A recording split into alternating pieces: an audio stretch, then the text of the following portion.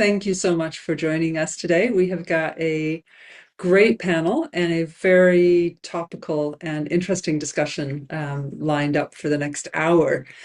I think we have quite a few more participants registered, but I also don't want to lose any time for the discussion and questions ahead. So I'm going to dive right in and introduce the purpose of today's discussion and the panelists. Um, the fossil fuel industry is subsidized by taxpayers to the tune of $12 trillion a year. In fact, a think tank recently projected that the direct budgetary subsidies to fossil fuel companies are set to once again exceed $1 trillion this year because of the Iran energy crisis. And meanwhile, ordinary people are paying 3 times over for the fossil system through energy bills, through their taxes, which go into these enormous subsidies, and of course, through the escalating cost of human disasters, both the human cost and the economic cost. Right now, for example, wildfires are burning across France, Spain, Portugal, and Greece, with thousands of people needing to be evacuated, Tour de France disrupted, and that comes just weeks after a heat wave that caused over 2,000 excess deaths in one single country, France, in the space of just a week. And also, that attribution scientists say would have been virtually impossible. That heat wave would have been virtually impossible without climate change. I was in London that week for Climate Action Week, where we hosted a Make Polluters Pay event. And our keynote speaker was the chief of the London Fire Brigade. He had to cancel at the last minute because of all the crises the emergency services were dealing with due to that heat wave. So, I mean, what I feel watching this unfold is not just concern, it is urgency and it's anger because we know what is causing this and we know who's profiting while everyone else pays. And what's perhaps worst of all is that those who are causing it knew decades before the rest of us that burning their products, fossil fuels, was going to overheat the planet. But this particular briefing today is not about that anger, it's actually about precision and making sure that the connection between the science and the cost doesn't get lost in the coverage. And that's what we're here to do today. And we have exactly the perfect people with us to help us do that. Our aim is to understand recent advances in the attribution science, um, which has come a long way in recent years, and to be able to link what we can now say with a fair amount of confidence about the human fingerprint on extreme weather with the economics of who actually bears the cost when the weather system is destabilized. So I'm really glad to have this panel to help us to get that link right. And I am going to hand it over to them. First of all, to David Ferranda, who is a climate physicist and the research director at the CNRS Laboratoire des Sciences du Climat et de l'Environnement at the Institut Pierre-Simon Laplace. Oh, apologies for that. I really massacred that one. And he's also coordinator of Climameter, which produces on-the-ground attribution analysis within about 48 hours of an extreme weather event. He's also a lead author on the IPCC's next assessment report. So if anyone can tell us with confidence how much of today's extreme weather has climate change fingerprints on it, it is David. David, over to you. Hi, good morning, good afternoon, and good evening to all who are following today's meeting. And it's a pleasure for me to be here. And yes, thanks a lot for the introduction. Indeed, I'm a climate scientist working at the topic of attribution since several years. My main focus has been to extend what we can, the kind of extreme events that we can attribute to greenhouse gases emissions, and my particular interests are storms, with focus on tropical cyclone, the windstorm that we see also at the mid latitudes, and thunderstorms. And I'm coordinating this consortium international effort that is called Climameter. Climameter, I will touch on it a little bit later, but it's a voluntary effort from climatologists from all over the world to produce rapid science of on extreme events that are unfolding and that are affecting populations, ecosystem, economy, and society. And the idea is to put some numbers on the way greenhouse gases emissions are basically fueling these extreme events and make them more intense. And yes, I think that that's all for the moment for me. And then I will come back to the what is El Niño and what are the elements that are important to the unfolding of this strong El Niño that we are seeing and that are affecting the climate system. But I don't see Anne coming back, so perhaps I can just extend directly into what I wanted to say about El Niño and attribution science. So if I don't know if someone else give me a feedback on that, but I would then I think I will proceed then to this. So Please go let's ahead. enter in. Yes, okay, yes. So I thought we were all introducing ourselves first and then going to this, but the order is a bit changed. So okay, then let's go into the details. I'm gonna do a bit of this introductory part on what is El Niño and how we do expect it is influencing the climate. And so El Niño is a phenomenon that occurs as part of the natural climate variability. And it's related to a temporary warming of the tropical Pacific, which happens almost periodically in the climate system. Let's say that we have phases of warming and phases of cooling that are called La Niña, as in opposition for El Niño, that occur with the frequency of about 3 to 5 years.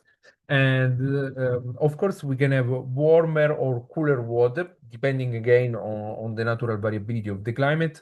And in this 2026, we have started with a strong, what we call a strong El Niño, because we have a consequent warming of the water of the tropical Pacific. And actually, it could be also an exceptional one, which means that we are gonna warm by few degrees Celsius a large part of the tropical Pacific. Now we are used to see the map of the world with having the Americans on our left and Australia and East Asia on the right, and we don't see how much the Pacific is big, but actually it represents a consequent fraction of the entire planet. So when we warm the tropical Pacific by few degrees, we are warming of a fraction of degrees the entire world. And this warming is adding up to the that caused by greenhouse gases emissions, and that let's remember they are, as the Anne was saying before, caused by burning fossil fuels, which means gas, oil, and carbon. And we have already 1.4 degrees Celsius global warming caused by greenhouse gases emissions. And on top of this, we will add up to 0.25 degrees Celsius at a global scale from El Niño.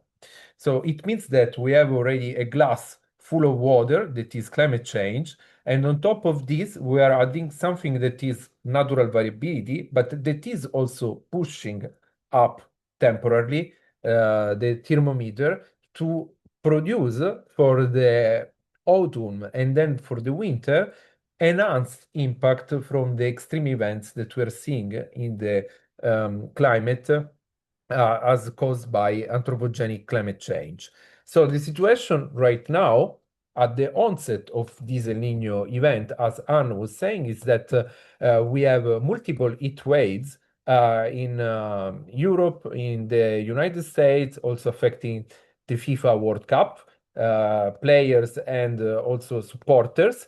And we have wildfires that are spreading even earlier than when they are observed normally at the end of summer in many regions of Europe. These events that are not just natural extreme weather events, but they are actually caused and enhanced by the greenhouse gases emissions. We can quantify this enhancement that is due to greenhouse gases by realizing attribution studies. So attribution, I repeat it once again, is linking the occurrence of a weather phenomena or its increase in intensity and frequency to the fact that we are burning fossil fuels. And we can do this in an interactive way. There are two main consortia that realize full attribution studies that they are the World Weather Attribution based in the UK and Climameter based in France. There are also other efforts at national and international level by Climate Central and National Weather Office to do these attribution studies, but they basically say the same things. That is, all the climate extreme events that we're seeing now in the system, in the climate system, are enhanced, intensified, modified, and made more frequent by greenhouse gases emission. So the questions for the attribution science is not anymore to know if weather extreme events are enhanced, are intensified by climate change, but just to quantify how much. And we can quantify how many people, how many damages, and how many ecosystems are we losing because of greenhouse gas emissions. So this is something that we can do rapidly, and I have the let's say I would have said pleasure because it's science, and so it's something that interested. But actually, the results that we give are always negative results for the society because we see the impact of the extreme events. So I coordinate Climameter, and the last study that we have realized a week ago is about the June heat wave in France and in Western Europe that, as you know, has reached temperature above 40 degrees in many countries in Europe, including France, Germany, Czech Republic, of course, Spain, Italy, and it has been a very impactful events in terms of already of additional stress to the health system of many countries with thousands of people who have already preliminary attribute in terms of deaths to these events. And we have realized this study that tell us that this heat wave is up to 2.5 degrees Celsius warmer because of climate change.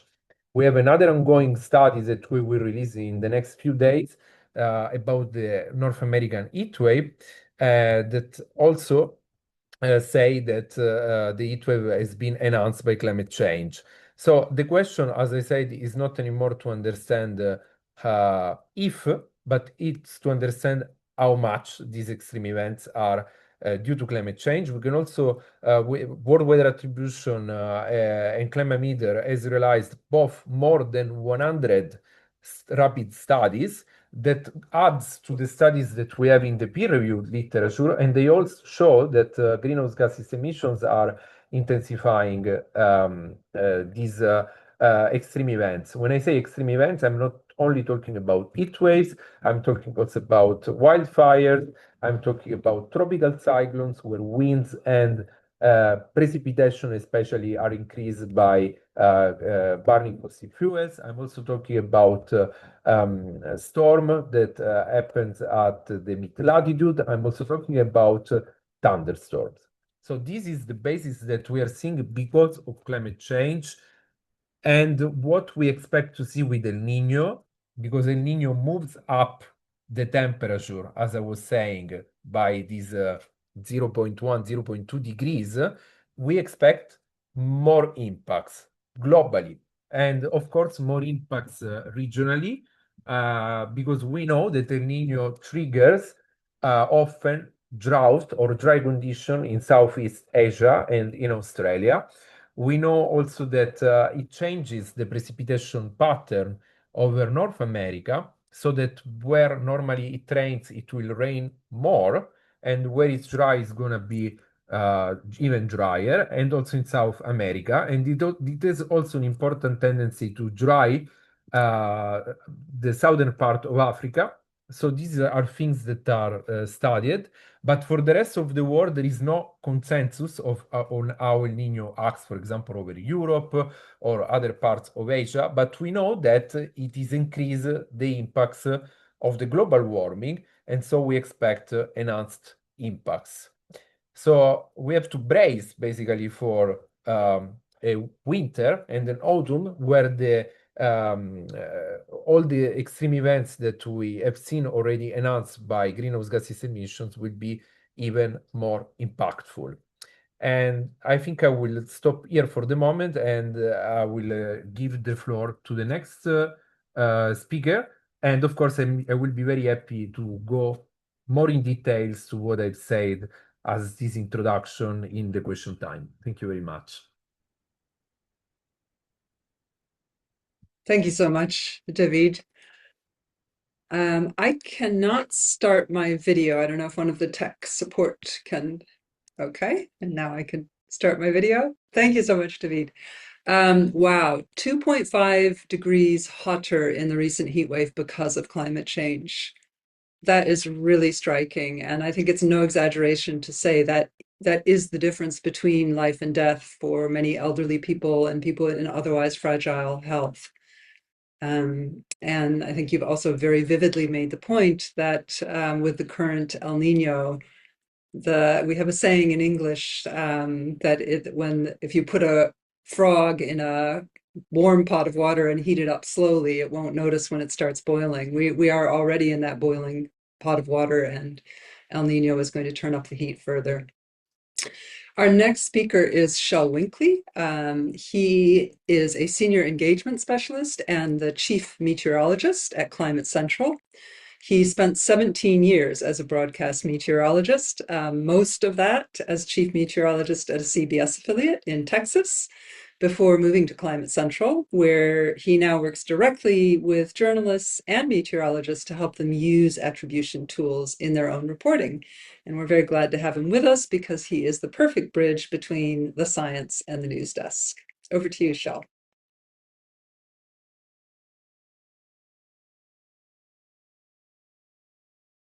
And at the moment, I Lost Shell for can't a see second. Shell online. So maybe we could go to Amira next, if that's okay, because I'm just trying to chase him. I don't know what's happened. Oh, of course. Yeah, Amira. Amira, are you ready? Great. Okay, so my colleague Amira Ode Quinones is from 350.org in the Caribbean. She is a geographer and a water resource specialist from Puerto Rico, who actually became a climate organizer in the wake of Hurricane Maria. She now works with our network across the Caribbean, and she will ground her contribution in what who pays actually looks like for communities who are on the front lines of extreme weather, who of course are the ones who have also done the least to cause it. Over to you, Amira.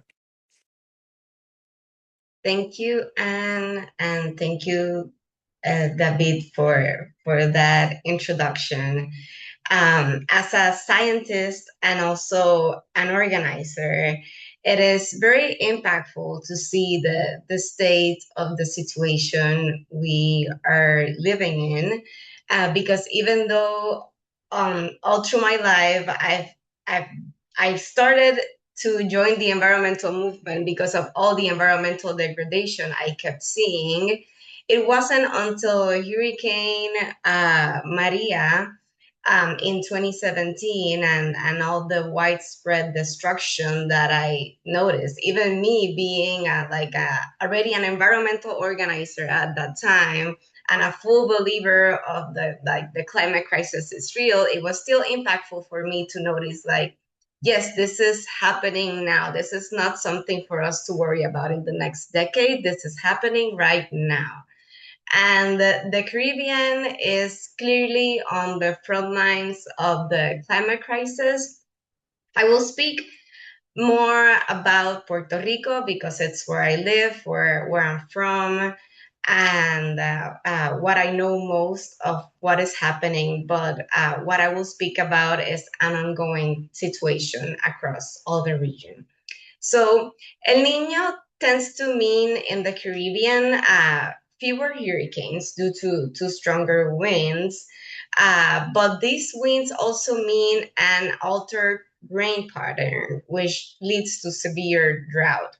And on top of that, there's warmer days in addition to the ongoing heat and warmer seas.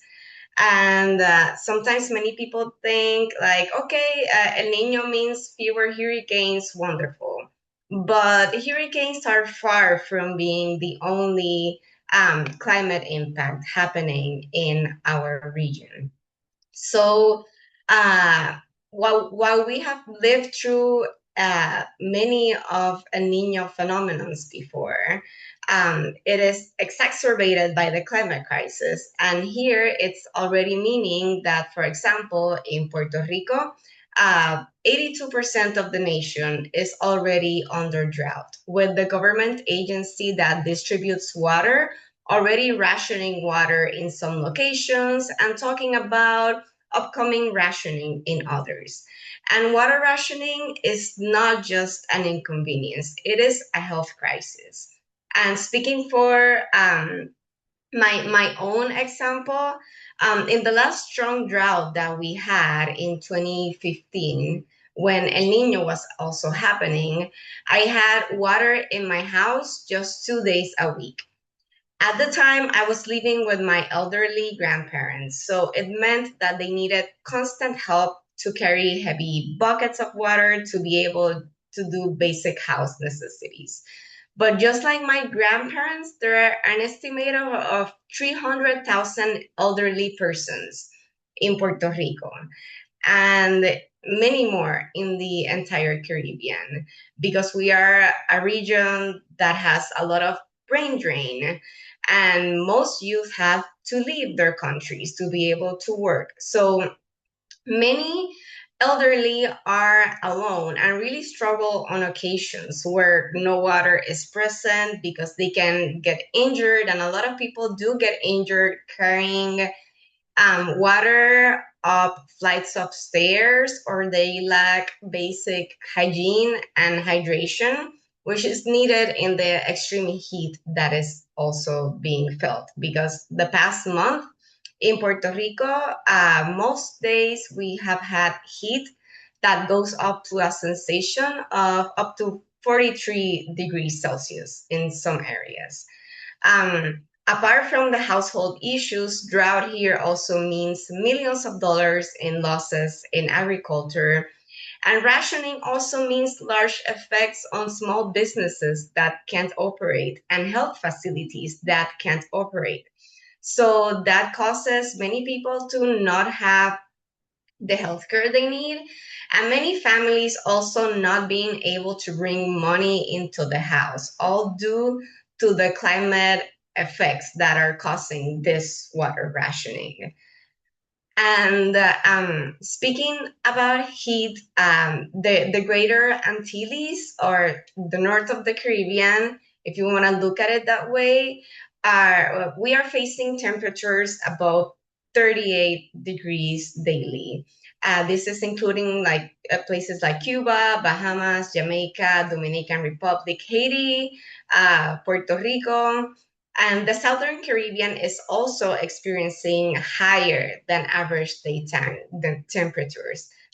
These temperatures usually don't include the heat index mixed with the humidity. It feels like so much more.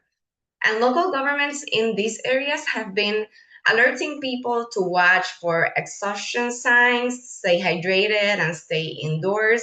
But this is not realistic for workers, people that have to be outside, people that need care support, and people lacking water, and people suffering from power outages, which are very common in places like Cuba and here in Puerto Rico.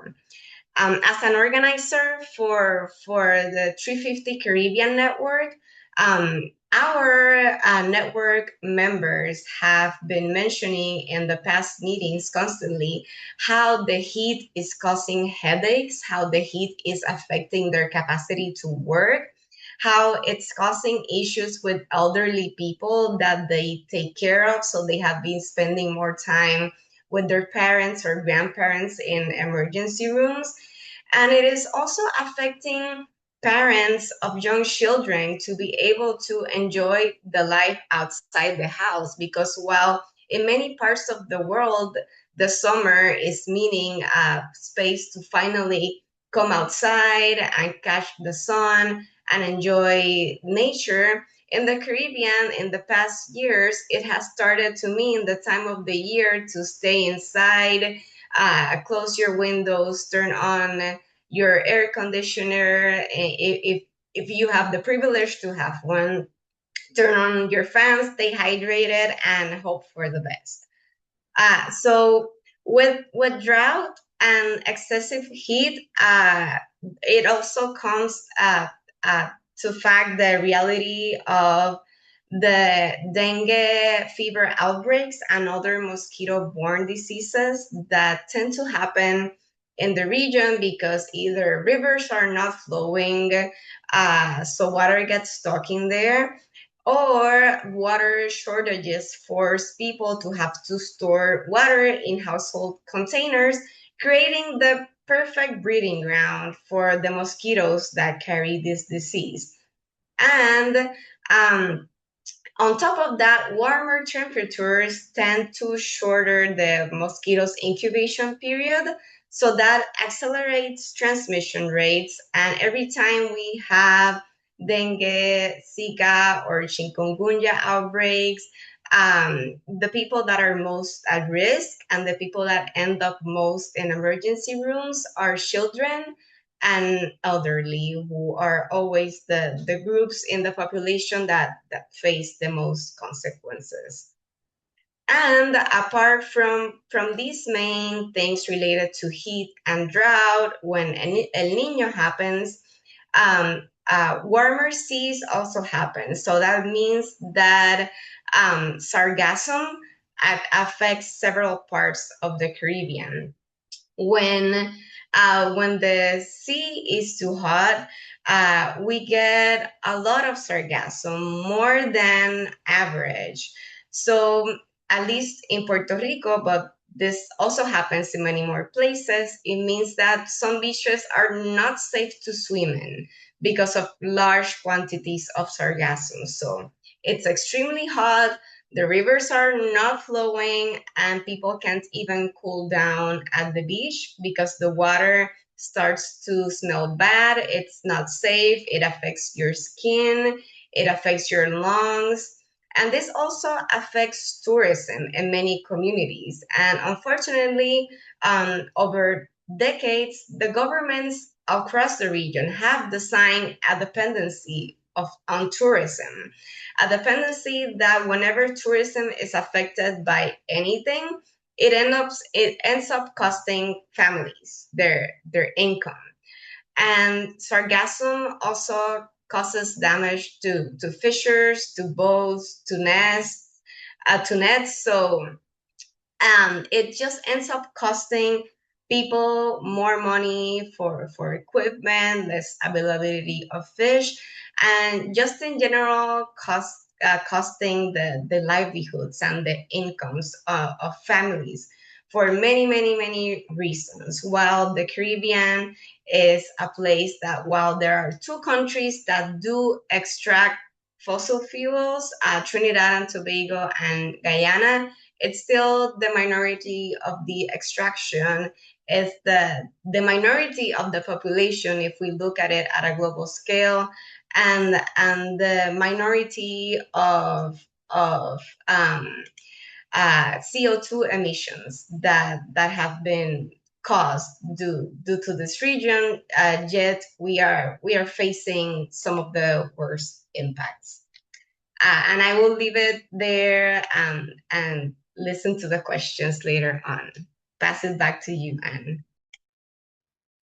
Thank you, Amira. What I really loved about your contribution is that often when we hear about the economic cost of climate impacts, we hear about the headline figures, the billions of dollars in damage to infrastructure or percentage points from GDP. And what often we don't hear is the impact on pre-existing inequalities, which in a way I think is one of the most insidious economic impacts of climate change, that poverty, gender inequality, racial inequality, all of those things, there's ample research showing that climate impacts are making that much worse. And of course, that does ultimately translate back into lower productivity across the whole economy. But you raised in particular the issue of water, and we know that responsibility for collecting water falls heavily on women across the global south. And that is hours out of every day and every week that they are not able to devote to earning income. So it makes women worse off, it makes their families worse off, it ultimately makes the whole economy worse off, because that is an opportunity cost, all that time spent collecting water, as well as the health impacts that you outlined so articulately. Thank you, Amira. And I'm now going to pass back to Shel, who I have already introduced. So straight over to you, Shel. Yeah, sorry about that. Zoom decided to have a moment, and that's okay. It just makes things more exciting here. Yeah, howdy, friends. My name is Shel Winkley. I am the chief meteorologist and senior engagement specialist with Climate Central. If you're unfamiliar with us, we are a non-advocacy nonprofit. Really, we're just a group of data and science and weather nerds who are really good at that part of it. But we know that we can give resources so that we can localize the storytelling so that can really make it understandable for everybody. We're good at the science and the data. You're really good at making it known and making those connections in your community. So I think that this might have been said earlier. I'm a former broadcast meteorologist. I made the joke earlier that I don't know how to talk without at least a few graphics. So I'm going to share just a few things. And what I really want to hone in on today is how we can use what we heard from Davide as well as Amira, basically how we can take the science and turn it into why it matters for everybody. So the first place I'll start here is really understanding, and this isn't anything novel, you may have seen this already in different shapes or forms, but what we know is that, between these El Niños, which inherently raise the global temperature as is, even without climate change inside of it, and then the La Nina years, which usually mean cooler than average temperatures globally, but even our La Nina years, which help to try to drag down that global temperature, with climate change, we understand that even those years are now much warmer than the El Nino years that we experienced just a couple of decades ago. So that is why, yes, El Nino is going to be a big part of the story as we go through the next year or so. But we know that climate change really is the big thing here. The way I like to put it is that the baseline temperature is kind of like a plate. Climate change is the cake, and then El Nino is essentially the frosting on top that's raising that temperature a little bit more. So I want to focus on oceans because I think that's really where the big story is right now. So looking at that El Nino ENSO region along the equatorial Pacific, we know that the white line, that's this year, the lighter blue teal line, that is 2023. That was the record year. And we know that for this time of the year, maybe it's not the all-time record, but for this time of the year, that region is at record levels. And that's why we are 100% confident that El Nino is not only happening, but it's likely going to be a major historic El Nino that we've never experienced before. Now, globally, when we look at oceans, again, that teal line is the record from 2024. And as you can see at this point in the year, not the all-time record, but for the beginning of July, we're above where we typically see, or where we've really even ever seen temperatures globally at this time of the year. So essentially, every single basin is having a moment, and every single basin is essentially is a big bathtub that is adding to the extreme weather and the extreme heat that we're feeling. So kind of building on what we talked about with climate meters work and attribution science, the way we do it here at Climate Central, we want to be able to make this fingerprint daily. So we have what we call the climate shift index, couple different variations, and I'll show you how you can use it. But this is the climate shift index ocean. So we're basically putting a fingerprint of climate change on sea surface temperatures. A scale goes from -1,000 to 1,000. And you'll see, looking globally, that most of the basins in the world are experiencing not only excessive heat, but excessive heat that is made more likely because of climate change. Now, we are US based, and I have a couple US graphics to show you kind of how you can tie this together into your storytelling. So I want to focus on the Gulf of Mexico. Again, like the theme that we've talked about here, 2023 was the record year for the Gulf of Mexico. Not only are we exceptionally above average in terms of sea surface temperatures there, but for the beginning of July, we are also hotter than we have been since at least 1980, since the satellite era began, here in the basin at this time of the year. And so using that attribution science, we really see a big signal here on the eastern side of the Gulf of Mexico that really extends past the Bahamas into the Atlantic, where sea surface temperatures have been made anywhere from 100 to 500 times more likely because of human-caused climate change. So we're talking about, on the Fahrenheit scale, sea surface temperatures that are running 2.5 to 3.5 degrees above average. At this time of the year, we're close to 90 degrees Fahrenheit. So if a tropical system were to wander into this region, there is a lot of juice there. There is a lot that these storms can grab that energy and quickly become something that is not typical, basically turning something that is a natural disaster, which is a tropical system, into something unnatural, because we know that these hurricanes feed off that warmth. Now, looking at the Gulf of Mexico and Caribbean, we ran these numbers yesterday. 46.4% of it is experiencing a marine heat wave, and about half of that. So half of the basin generally is experiencing a marine heat wave, and about half of that marine heat wave is more likely or has a fingerprint of climate change. So how do we put this into our storytelling? Because for someone that's maybe inland or doesn't really see the ocean every day, they may not think that's a big deal. They may not care about it. But we start at the basics, which is that a warmer atmosphere holds more moisture. So the easiest way to see that is with heavier rainfall. But it's also how we feel it, right? You need a weather system to unlock that rainfall. But a lot of us are walking around in not only excessive heat for this time of the year that's made more likely by climate change, but also what we call dangerous humid heat. So they always say, it's not the heat, it's the humidity. So we know that climate change has more than doubled the humid heat days globally since just the 1970s. And using attribution science, we know with confidence that that is primarily due to the heat trapping pollution that we've put into the atmosphere. Here in the United States, across 247 cities, 65% of humid heat days, we now experience about 19 more per year that are directly tied, that have a strong fingerprint of climate change. So again, have about a 2 times more likely ability because of climate change. And then we say why that matters, right? Your body can't cool down as easily when we have this big humid air mass around us. Your sweat doesn't work. Your natural air conditioner in your body doesn't work as well. We have a lot of folks, especially here in the States, who will say, well, it's summertime. I'm in Texas, right? So they're like, it's always humid. It's always hot. Yes.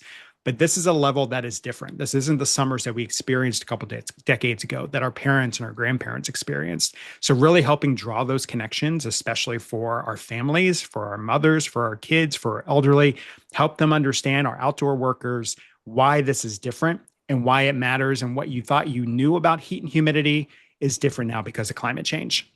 The other big piece of that here in the States, when we talk about heat waves, we think a lot about the afternoon heat because it's what we walk around in. Nighttime temperatures during the summer months, June, July, August, are warming almost twice as fast as daytime temperatures. And a lot of that is tied to the amount of moisture we're holding on to.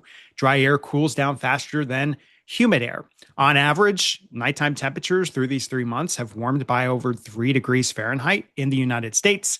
And we again can use that attribution science to know about a month of the extra warmer than average nights have a strong fingerprint of climate change. And we can show that localized by city to show you in the 1970s, there were a few nights that were added that were a little bit different because of climate change. But now in the city of Miami, just about a majority of the summertime is experienced warmer than typical nights that are made more likely. And that's really important for folks that are unhomed or don't have adequate air conditioning or don't have the means to run their air conditioning 24 hours a day, because nighttime is when your body should recuperate from the day's heat and get ready. And it's that compounding nighttime, daytime heat that leads to that heat stress, leads to that heat stroke, leads to the heat fatalities that we experience.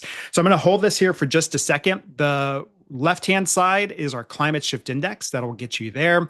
We can drop these links in the chat. And then the right-hand side, we put out weekly releases every single week that talks about a different climate change topic, solutions, trend lines, whatever it might be.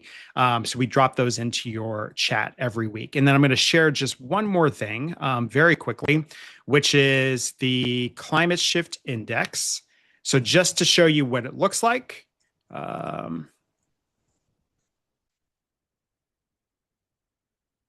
We'll pull it up here. So this is our climate shift index page, csi.climatecentral.org.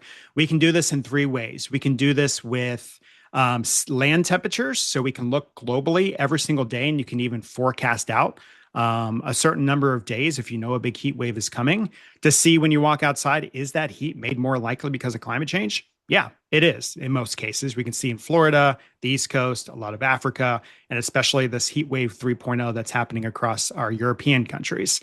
Up here on the left-hand side, we've got a toggle. This brings you over to the ocean temperatures like we were talking about. So you can zoom in. You can look at the different areas. If you right-click on a map, so we'll right-click on the Gulf of Mexico, you can get all the information that you need in terms of how much warmer than average, how much more likely it is because of climate change. With this as well, if we have a tropical system in the Atlantic basin, you can turn this on. You can look at past storms as well and understand, is a hurricane being impacted by climate change? Is it roaming over waters that are more likely because of climate change? And then in this whirlwind tour, we also have a humid heat that we just launched this year.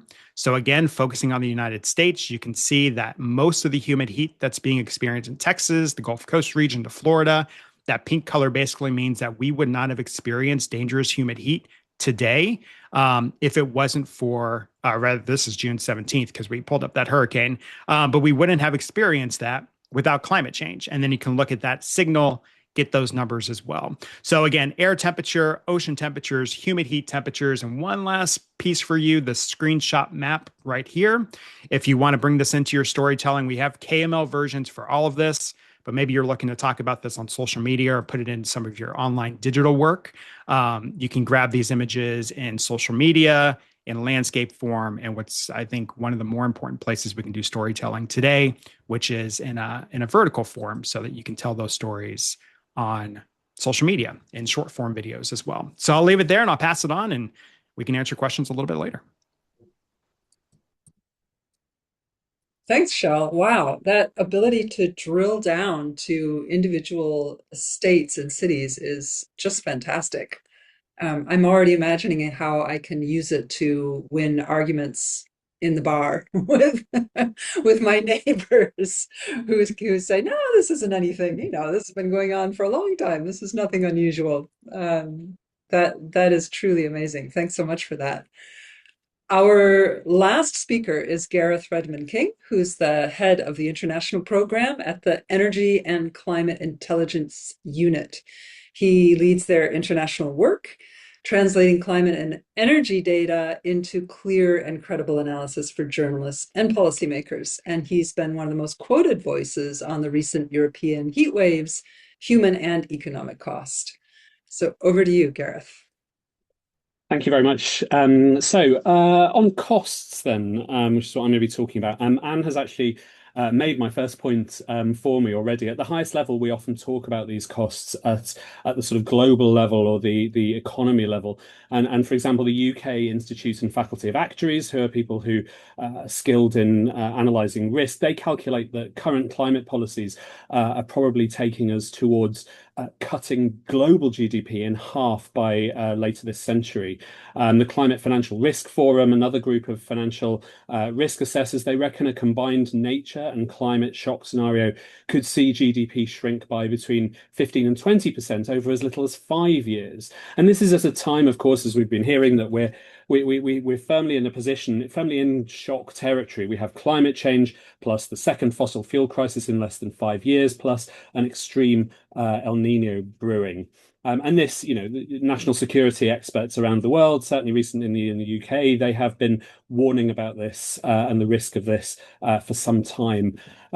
These are projections, but also GDP hits are global or economy-wide and average. They don't hit everywhere equally. The WMO, the World Meteorological Organization, found in 2024 that African nations are already losing between 2 and 5% of their GDP every year to the costs of climate impacts. And that's on top of having to spend up to 9% of their budgets to address and respond to the impacts of those extremes. So in some of the poorest nations on the planet, one's collectively responsible for less than 10% of the emissions that are driving climate change. The choice is increasingly between paying for public services or dealing with the losses and damages caused by climate change extremes. But as I say, GDP is big for most of us. It's pretty abstract. It's perhaps more for chancellors and prime ministers. At the more tangible level, how do these costs actually kind of manifest for people? So we're in a cost of living crisis everywhere, and as overall inflation has risen over recent years, food has become one of the largest drivers. I'm going to talk a bit about the UK situation because that's where I'm based. That's where we do our analysis. So in the UK, we import 2/5 of our food from overseas. Most of it is food we can't grow here for obvious reasons, things like rice, bananas, tea, coffee, large parts of the fruit and veg that we consume. So it's not just climate impacts that happen here that affect us and put that cost onto food. It's climate impacts happening in Pakistan, in India, in Brazil, in Vietnam, in Colombia, in Kenya, the places that we import the food from. And climate change impacts in those countries are increasingly the drivers of food price rises. Extreme heat, drought, floods, climate-enabled crop disease, they've all delayed planting and disrupted harvests across major producing regions around the world, from Spain to India to South America. As well as at home, last year, England saw its second worst harvest on record. 3 of the 5 worst have been this decade. Last year's after a particularly warm, dry spring and summer. The year before, after a particularly extreme wet winter, which was made 20% more likely as a result of climate change, 20% heavier rather as a result of climate change. So prices have risen by about 40% since the start of the cost of living crisis here in the UK, which is about mid-2021. And then across 2022 and 2023, climate change has added around £360 to the average UK household food bill. Fossil fuel price instability chucked another £240 on top of that as well. And we can see that a group of everyday staples, a group of just 5 everyday staples, is responsible for much of that inflation, accounting for just 11% of the average shopping basket, but for about 30 to 40% of the actual food inflation. And those are climate hit foods. Those are coffee, which we import in the UK from Brazil and Vietnam, chocolate, which we and the whole of the rest of the world largely imports from Côte d'Ivoire and Ghana. Places that have seen sharp rises in these are foods that have seen sharp rises in prices as extremes have hit. Those are climate change extremes, but 23, 24, they were very clearly turbocharged by El Nino as well, ruining harvests and pushing prices sky high. The other 3 of the 5 that are having the biggest impact, beef, butter and milk, heavily reliant on imported feed, which is mostly soya beans, which we import principally from Brazil, but also from the US. Those 5 peaked at 16% inflation in July last year, whereas overall food inflation was 2.6%. So we can very clearly see climate change absolutely at the heart of the cost of living crisis, the price we pay to feed ourselves. And as with any part of this story, the poorest are, of course, hit hardest by price rises like this. It's not just about what climate does to crops, it's also about the people who produce the food. Across the 15 top supplying countries to the UK, that's from amongst the countries most vulnerable and least resilient to climate change. Heat stress cost agricultural workers billions of lost hours across those countries, billions of lost hours of work in 2024, on average nearly 50 days almost per worker. Working outdoors in extreme heat is extremely dangerous. And again, it's the poorest who are hit hardest by lost earnings, lost productivity, lost food production, lost export revenue if you're a food producer, all hitting farmers, companies, and the economies of those countries. Also hitting food supplies within those countries, as well as the growing risk to, for the UK's purposes, between 11 and 13% of our food imports. In Pakistan, a country heavily reliant on agriculture, disasters have displaced huge numbers of people over recent years, often from countryside to city. Some of the migration is temporary and people go back to their homes after the disaster is over. But in 2023, 1.2 million people, the country had the highest number of displaced people anywhere in the world, and it has a higher than average level of rural to urban migration. So climate disasters kill people, destroy crops, and damage infrastructure in the short term, but in the medium term, they're building bigger risks into our global food system. They're driving more and more people away from rural areas and therefore from agriculture, a further threat to food supply chains and food security and the cost of food everywhere. We've long known that the impacts of climate change cost us far more than the solutions. We know that providing climate finance to help nations to adapt is in all our interests in terms of global stability, but also in each nation's own interests, self-interest in terms of food security. But above all, we know we can do nothing about El Nino, but we know that we have only one scientific solution to halting climate change, the underlying problem, which is to cut our emissions to net zero. So I'll stop there. Thank you, Gareth. Very stirring words and appropriate words to conclude the panel part of our session today on. And I have to say that living in Southern Africa, the impacts of climate change on food security and the broader economy are painfully, painfully visible. And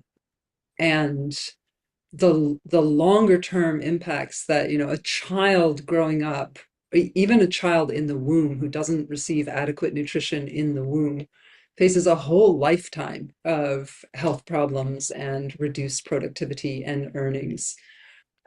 So this is impacting not just the current generation growing up in Southern Africa, but future generations as well. And it's literally an incalculable impact. And thank you for putting that all so clearly and powerfully. We have just a few minutes for questions from the panel. Again, encouraging people to use the chat function for that. And I think we have a first one already from Zaki, which is, and I think this is for Davide, is climate change making it difficult for science to predict how long-established weather patterns such as ENSO, the El Nino Southern Oscillation, which is, I believe that's the oscillation between La Nina and El Nino cooling and heating. Is that making it harder to predict how those weather patterns will behave?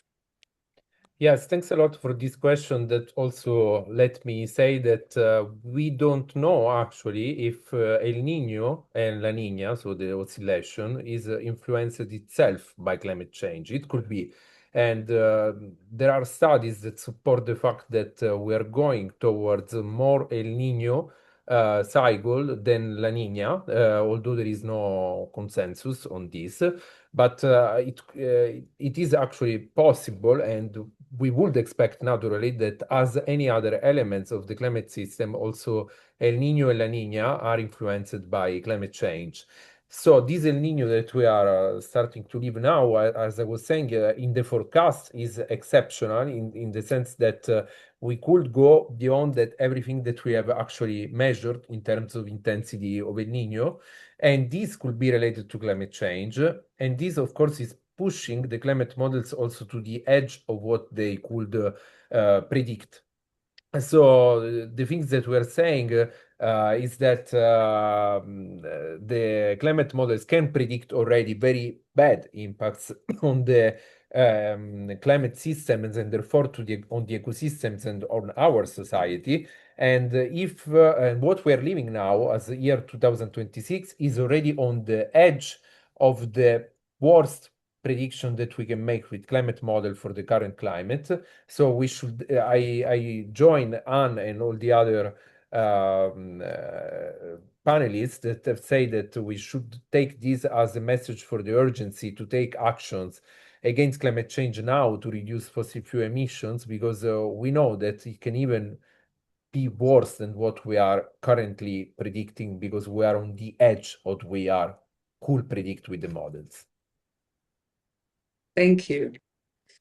And then a question from, I'm not sure how to pronounce the name, my apologies, Kaiser, a reporter for Business World in the Philippines. And I'm going to direct this one to Gareth because it's more policy oriented. We see AI's energy consumption increasing exponentially in places like the US and increasingly in Europe and now starting in Asia as well. How is that likely to affect emissions and climate change? And more importantly, what can governments do to reduce that potential impact on our carbon footprint and therefore climate impacts? Yeah, I mean, there's very clearly a global race for there's very clearly a global race to sort of be the leaders on AI and to develop the best models and corner the market. And we're seeing that everywhere, and we're seeing very interesting kind of community level pushback on a lot of that for precisely the reasons that sit behind your question. The short answer is that if we expand the use of a technology, a power-hungry technology like AI very quickly, without changing our power system, then yes, we're going to keep adding more and more greenhouse gases into the system as we continue to rely on gas, or in some parts of the world still coal, to generate that power.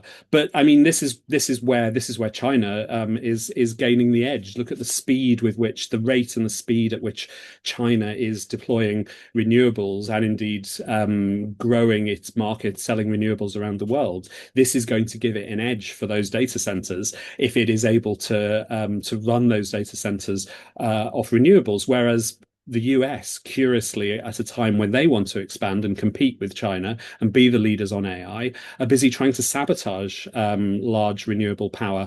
Indeed, the federal government is paying companies to stop building onshore and offshore wind. So, I mean, the answer to, is there a way for AI not to make this problem worse, is speeding up the transition to clean power. About 40% of our power globally comes from clean sources now. The faster that speeds up, the less AI poses a risk. And for part two of your question, I don't think it affects El Nino. El Nino is natural. We can't do anything about El Nino, but the fact that El Nino will keep on coming is our incentive to do something very urgently, i.e. net zero, to tackle climate change. Thank you, Gareth. That's really helpful. And I also want to preview that 350 US is going to be campaigning for better data center energy and water use policies, launching very soon, because we agree that this is one of the main factors determining the future of the energy transition at this moment. We have just a few minutes left, and I want to give each of our panelists 60 seconds to share one thing that they think it's really important for journalists to take away from today's session. And I'm going to start with you, Amira, and then I'll go to Michelle, David, and Gareth. I just want to say that the climate effects are not just an inconvenience. They are not just something that's uncomfortable for you for a while. It's a humanitarian issue, and it's threatening millions of lives, and we need to take action now. We need to mitigate, and we need to take serious adaptation measures. Governments in the Caribbean region need just not to sit and wait to see what the global north does, but they need to protect their people now. And the countries that are really causing this need to stop this because millions of lives are at risk daily due to this. Thank you, Amira. Shell. Yeah, I think I would add, everything that you heard today from my great co-panelists here, I think is spot on, right? So we know through research that for a lot of countries around the world, we don't have to convince people necessarily that climate change is happening. A majority of people know. We just need to help connect the dots of why it matters to them. And so I think about that. Like every story that we're going to come across, whether it is what Gareth talked about with an energy story or a money story, or what Amira talked about when it comes to health, or what you're seeing, in your communities, water is going to be a huge thing. We're a water planet, so really just adding those pieces in, and it doesn't have to be a climate change piece fully every single time. Maybe that's not your full beat, but there's a lot of moments where you can drop these little nuggets in using attribution, using a stat here and there, and I like to use it as like a drip method, because those little moments where you're just connecting the dots, that gets the wheels turning and keeps it in the back of folks' mind. And that adds up over time. And I think that really helps start our conversations and can help us continue to work on climate change collectively. Thank you, Shell. Davide. Yes, I will build on what Shell was saying. I think that climate change now is affecting the lives of all human beings on Earth, and probably will prevent a normal life for all the children that are now living their childhood at this time in the world. If we don't stop greenhouse gases emissions, it will prevent a normal life for most of the children of this world. And so when you can get the message through your story, and when you think that you can make a subject that is related to, I don't know, what's going on with the war, what's going on with other things of the society that certainly are important, remember that climate change is affecting us all. I talk now in France. I'm scared of what France is living now. It's a catastrophic event with millions of peoples affected, but also millions of trees will die. Everything is yellow here. There are fires, animals are dying. It's a catastrophic event. It doesn't go as much as it needs in the media. It doesn't get the attention from the people that it should. Please bring this attention to the people, bring it out there, because we need also that the journalist connects with us. We have the numbers if you want, but it is urgent to do it now, and it's now or never really to solve these problems that the world is facing. So please help us. Absolutely. 100%. Thank you. Gareth. Yes, I mean, I would go back to a point somebody made earlier about the pushback that sometimes comes that in the US that this is just summer. This is not just summer anymore. We're past the point of showing people having fun in the sun when temperatures are at the extremes that they are now. This is extreme weather. It is reckoned that the heat waves over the recent weeks killed 20,000 people in Europe.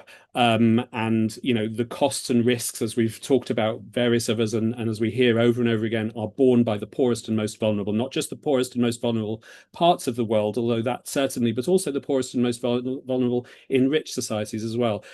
And just finally, again, we can't do anything about El Nino. It keeps coming. But the underlying risk is the continuing burning of oil, coal, and gas. And as we continue to do that and we continue fueling climate change, we just make it more and more dangerous. The only solution we have is to cut our emissions to net zero. Thank you, Gareth. And thank you all. Thanks to the participants for joining us. I think there has been no major social or political change in the 20th century without good journalism and without strong public interest reporting. And we need your help. So many of the institutions of democracy are under attack in many places around the world, including science and academia. And in many, many places, public interest journalism is one of the last lines of defense. And we are really counting on you to help us get the facts out there so that people can take action and press their elected leaders for better choices. Thank you all. Have a good evening, morning, afternoon, wherever you are in the world. And we look forward to working with you more in the future.